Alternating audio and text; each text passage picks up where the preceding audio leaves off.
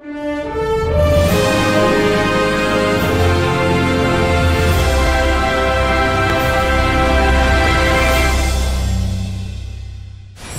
ушунда Токмок шаарынан Камышановка айылына чейин 120 чакырымды изилдедик. Монда иймер иштер менен, меандрлар мененчи. Бул 180 чакырым болуп калат экен да. Өкмөттүн Чүй областындагы ыйгарым укуктуу өкүлү Эркин Тентешев Сокулук районунун Төмөнкү Чүй айылына жакын жайгашкан Чоң Чүй каналдын жээгин кыдырууга жетишти. Облус жетекчиси Эркин Тентешевдин Аламедин районунун Октябрь айыл өкмөтүнө караштуу Лубянная айыл өкмөтүндөгү чек арага барып, Чүй суусунун көйгөйлөрү менен жакындан таанышты. Сунун биягы Кыргызстан жери, сунун биягы Казакстан жери. Кептин баары ушунда отпойбу. Анан сунун алар бул кайра биякты өстү буруп салышты да. Эми бияк жеп атат. Эми жүрсөңүздөр мынакей. Булашты бир нат. Мына мүрзө бул. Мүрзө түштү. Бул жерде өтө коркунучтуу оорулар менен ооруган адамдар сөөгү бар болчу. Топурагы менен. Эгерде ар кандай бактериялар кетсе, Казакка, Кыргызга дагы мындай чоң көйгөй алып келчү нерсе да. Суу көп аккан учурда бир жылда 19 гектарга чейин жерди суунун агымы алып кетип жатканын өзгөчө Кырдаалдар министрлигинин Чүй облусу боюнча башкармалыгынын башчысы Эгембердиев Азиз доклад жасап, толук маалыматты айтып берди.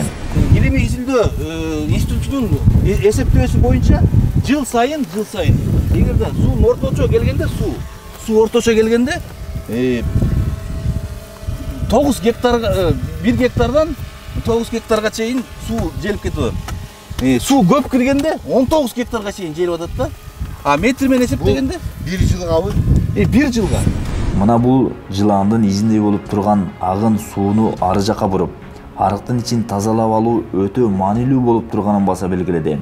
Анткени суунун ары жагы Казакстан Республикасы болгондуктан суунун агымын буруу бүгүнкү күндө оор болуп турганын айтты. Негизи ушу сол жеги көп жылдан бери желип келатат.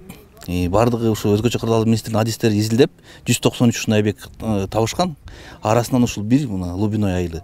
Бул Лубиной айылдын участоктун өзгөчөлүгү ушу могу турган мүрзөгө жакындап келген суу. Бул мүрзөдө болсо илгери 30-жылдары өтө жугуштуу оорулар менен ооруган адамдар чогуу өмгөн болчу. Ушу адамдар сөөктөрүн алып чыкканбыз, бирок жээк бөкөмдө иштери биякта калып калган да. Кудай буйрса быйылкы жылга тендер өттү, жакында жумуштар башталат.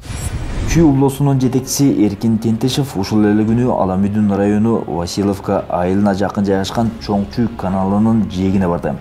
Бул жердеги көйгөй окшош. Анткени күн жылган сайын суунун агымы чоңоюп, арыктын жээгин суу жеп, барган сайын жердин аянты азайып баратканын жергиликтүү бийлик өкүлдөрү айтат.